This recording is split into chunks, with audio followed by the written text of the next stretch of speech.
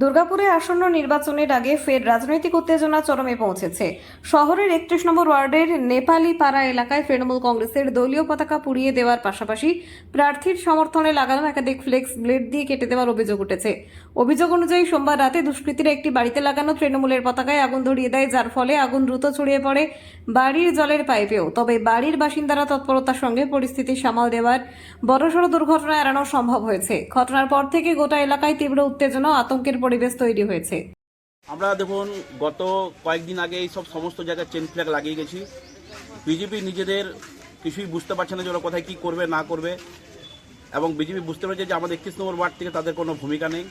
তারা রাত্রির অন্ধকারের মধ্যে এসে এই সব নোংরামি কাজ করেছে। আমরা বলতে চাই, তোমরাও এখানে পোস্টার লাগাও, তোমরাই চেন ফ্ল্যাগ লাগাও, সব কিছু লাগাও, কিন্তু আজকে ধরুন এই গরিব মানুষের বাড়ির সামনে আগুন লাগিয়ে দিচ্ছে পোস্টারের মধ্যে। আজকে ধরুন পোস্টার যদি আগুন লাগাতে গিয়ে সে পার্টি নাহলে ক্ষতি হতো, সাথে সাথে দুটো এখানে পুরো ফ্যামিলির ক্ষতি হতো।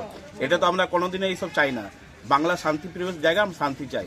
সবাই মিলে আসুক, ময়দানে লড়াই করুক, ময়দানে লড়াই করে জয় করুক, এইটাই আমরা চাই। কি নাম? আমার নাম শেখ আসগর আলী। আপনি দলের কিছু পদে আছে? 3 নম্বর ব্লক কিষাণ। তৃণমূল কিষাণ সেলের নেতা শেখ আসগর আলী অভিযোগ করেন, বিজেপির পরাজয়ের ভয়ে রাতের অন্ধকারে এই ধরনের নাশকতামূলক কাজ করেছে। কালকে আমাদের 31 নম্বর ওয়ার্ডে বাড়িতে গিয়ে থ্রেট করছে, তোমার ছেলে বিজেপি করছে, থাকতে পারবে তো? বিজেপি ভোট দিচ্ছ, ভোটে ভোট দেখে নেবো।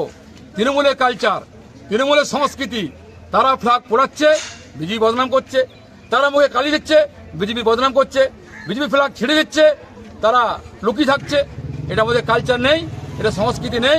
আমরা বিশ্বের বড় পার্টি, দেশ চালাচ্ছি, 21টা রাজ্য চালাচ্ছি। অন্যদিকে বিজেপি নেতা ও দুর্গাপুর পশ্চিম কেন্দ্রের প্রার্থী লক্ষণ ঘোরই অভিযোগ অস্বীকার করে দাবি করেন, সাধারণ মানুষকে বিভ্রান্ত করতে তৃণমূল পরিকল্পিতভাবে এই ঘটনা ঘটাচ্ছে। এই ঘটনাকে ঘিরে এলাকায় রাজনৈতিক চাপানোতর আরও তীব্র হয়েছে এবং পরিস্থিতির উপর নজর রাখছে প্রশাসন।